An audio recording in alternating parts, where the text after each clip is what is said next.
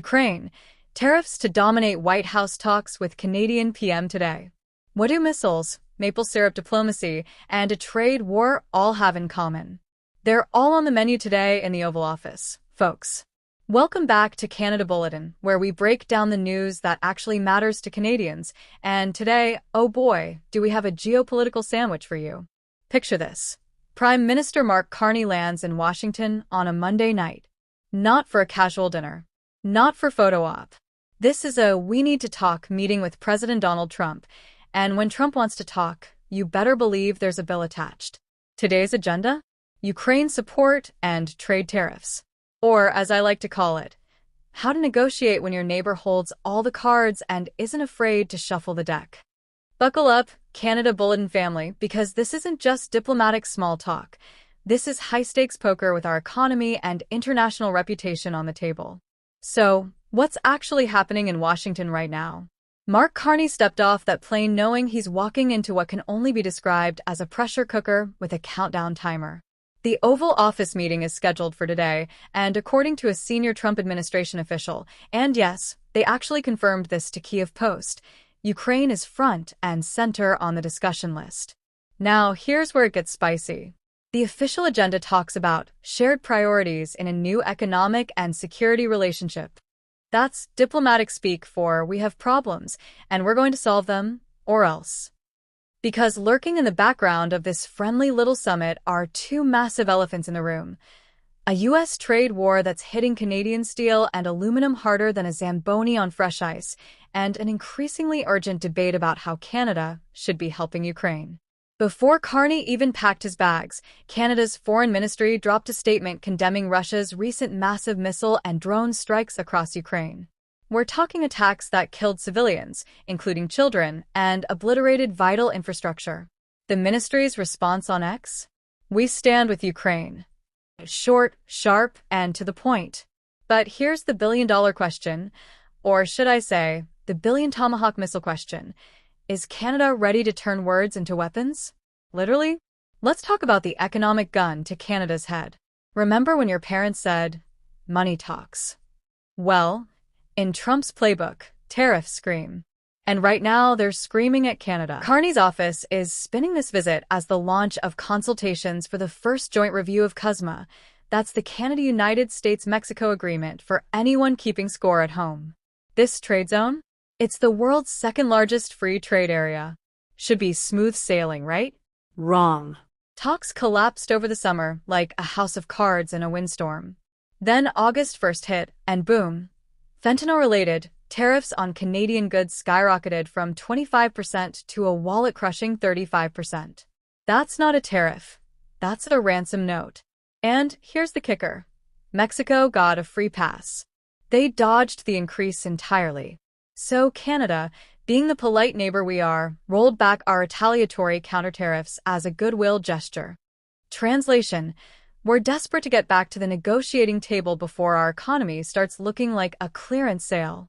This is classic Trump foreign policy, economic pressure as leverage. It's not subtle, it's not pretty, but it's devastatingly effective. And it's created an urgent need for Carney to walk into that Oval Office with something big. Something Trump wants. Something strategic. Ukraine. Now here's where this story goes from trade dispute to military strategy in about 2.5 seconds. Colby Badwar, a Canadian security analyst with the research group Tochnii, basically laid out the playbook. While Carney is sweating over aluminum and steel, Badwar suggests it would be prudent, and I love that word choice, for our PM to offer a specific, high-value security commitment. What kind of commitment? Oh, just a casual offer to procure Tomahawk cruise missiles on Ukraine's behalf. You know, the kind of missiles that have a range of up to 1,550 miles and can carry payloads heavy enough to turn hardened military targets into modern art. No big deal. Badwar's recommendation is actually a 2-for-1 deal. Buy Tomahawks for Ukraine and commit to buying new Tomahawks for Canada's future River-class destroyers. It's like a Costco membership for missiles. Buy in bulk, save on international relations. But why Tomahawks specifically? Because Ukraine desperately needs the ability to strike deep into Russian territory. We're talking about hitting critical infrastructure far behind enemy lines, oil refineries, supply depots, command centers. Ukraine has already claimed drone strikes on targets like the Kryvyi oil refinery in Leningrad Oblast and the Ryazan refinery. The problem? Ukraine's domestic long-range drones often lack the payload capacity, according to George Barros from the Institute for the Study of War. They can reach the targets, but they can't pack enough punch to destroy specialized, hardened facilities. Tomahawks solve that problem. They're not tactical weapons, they're strategic game changers. They force Russian commanders to push sensitive supply chains further back, stretch air defenses thin, and fundamentally alter the battlefield calculus. So, what's really going on here? Let's connect the dots. This isn't just about trade. It's not even just about Ukraine. This is about Canada's role on the world stage and what price we're willing to pay, literally, to maintain our economic relationship with the United States. Doug Klain from RAISM, a U.S.-based organization advocating for Ukrainian interests, dropped another fascinating angle into this conversation. He suggests that a major topic could be the use of frozen Russian assets to help Ukraine. And guess what? The EU is already moving forward on this, and both Canada and the U.S. are sitting on meaningful chunks of frozen Russian cash.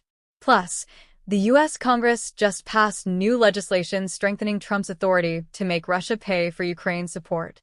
For Trump, this is political gold. As Klain put it, President Trump is looking for deals to strike and ways to take a win when it comes to helping Ukraine, and making Russia pay for it is a winning message. The timing of this summit is no accident, either. Canada is hosting G7 foreign ministers next month near Niagara Falls, with a meeting focused on security and economic resilience. Ottawa desperately needs to resolve its bilateral issues with the U.S. before stepping up to host its allies. Imagine hosting a dinner party when you're in the middle of a fight with your most important guest. Awkward doesn't begin to cover it. And let's not forget, this is the first face-to-face meeting between Carney and Trump since a strained June G7 summit, which Trump cut short, canceling a scheduled meeting with Ukrainian leader Volodymyr Zelensky. The ice between these two leaders is thicker than a Canadian winter. Let's talk about what's actually at stake here. For Canada, the cost of trade peace with the United States may literally be measured in the price of advanced cruise missiles. That's not hyperbole. That's the brutal calculus of international relations in 2025. If Carney offers the Tomahawk deal, Canada signals that it's willing to be a serious security partner, not just a trade partner. We're talking about contributing the exact strategic capability that Ukraine needs most, long-range strike weapons that